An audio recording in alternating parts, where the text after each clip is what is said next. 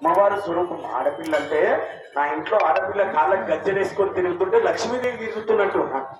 బా, ఏం పిల్లరా మంచిగా వచ్చి పడక మీద తడిపితే ఎంత సంతోషం. లక్ష్మీదేవి వచ్చి తడిపింది నా పడకని, నా కొడుకు నా మనవడు తడిపితే. అంటే అట్లా లక్ష్మీదేవి కాళ్ళకి గజ్జలేసుకొని తిరుగుతున్నట్టు. అంత గొప్ప లక్ష్మీదేవి తిరిగితే ఎంత అదృష్టమో ఆ ఆడపిల్ల. అట్లాంటిది ఆడపిల్లని కని కన్యాదానం చేస్తున్నాం.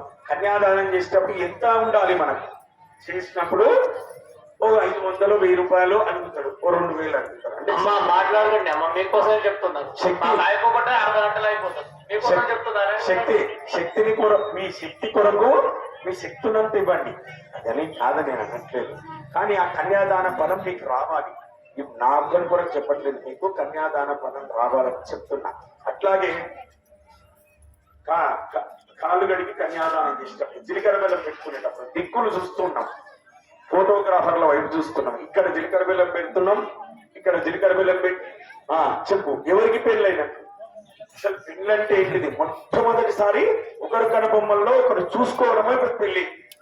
అదే దీక్షణమే. జీలకర్ర బెల్లం పెడితే కూడా పెళ్ళైనట్టు కాదు. ఆ తెరసెల్ల మధ్యలో పెడతారు. ఆ తెరసెల్ల ఏంటిది? ఒక ఆయన అంటాడు, అయ్యగారు ఈ తువాల తీసి పట్టు అంటాడు. ఆయన ఎప్పుడో ముట్టి చూసుకుంటాడు. ఆ తువాల తీసి పట్టయ్యా, ఇంకా అది కొత్తది ఆడ చేస్తావు, అది తెచ్చడానికి లేట్ అవుతుంది, జీలకర్ర బెల్లం టైం అవుతుంది పట్టు అని అంటాడు.